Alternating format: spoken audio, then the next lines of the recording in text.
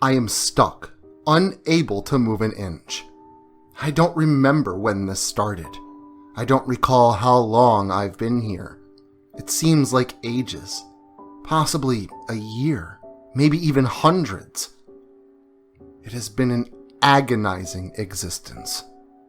I do vaguely remember being surprised by a sudden bout of wind and rain that would explain why I'm held in place, constant aching with no way of stretching. In the beginning, I tried so hard to make my way back home. My journey was slow, but I continued at a steady pace. Over time, the resistance became more compelling than my strength.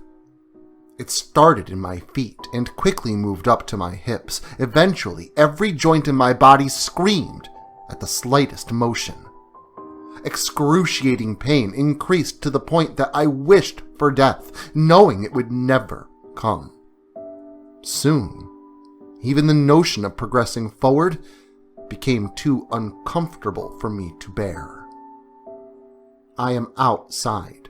Nature has changed around me. Plants have sprouted, and now stand tall, enveloping me into a casket of foliage. I have endured the changes brought on with every season, the quiet crimson fall, the dreadfully cold and somber winter, the lively and invigorating spring, as well as the sweltering summer. I had hoped a family of critters would have come and made a home out of my hollow body. That would have been nice. Watching a family of birds come and go, seeing the young grow and explore. I have all but lost hope to be freed. Until one day, I noticed a commotion. At first I was annoyed. The sound interrupted my meditative thoughts. As it became louder, I quickly realized it was people coming closer to me. It had been so long since I'd heard anyone nearby, I had almost forgotten the sound of another person's voice. I knew there was a brick road not far from where I stood.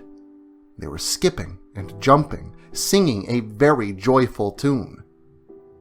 From what I could hear, they were on their way to see someone.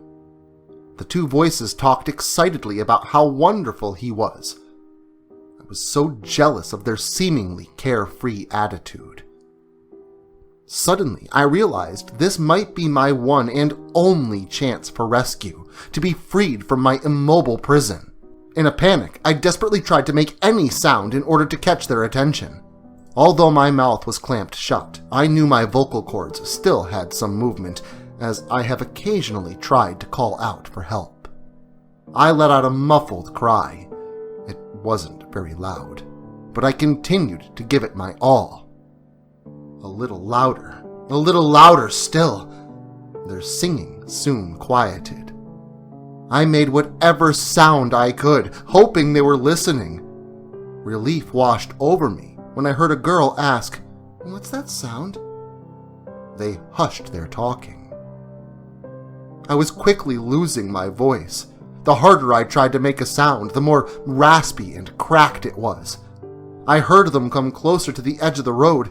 Silence fell between them. If only they would take a few more steps into the forest. I began cursing the greenery hiding me from their view. Out of sheer desperation, I gave it one last shot, using all of my energy to try and call out once more, but the sound caught in my throat. The people eventually turned and continued their journey, muttering something about strange animal noises. I kept trying to force myself to make a sound, each time I felt my throat getting tighter.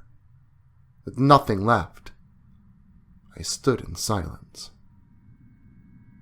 After I could no longer hear the footsteps or excited chatter, a single tear ran down my face, likely creating another streak of rust. I'm sure that if I had a heart, it would have broken.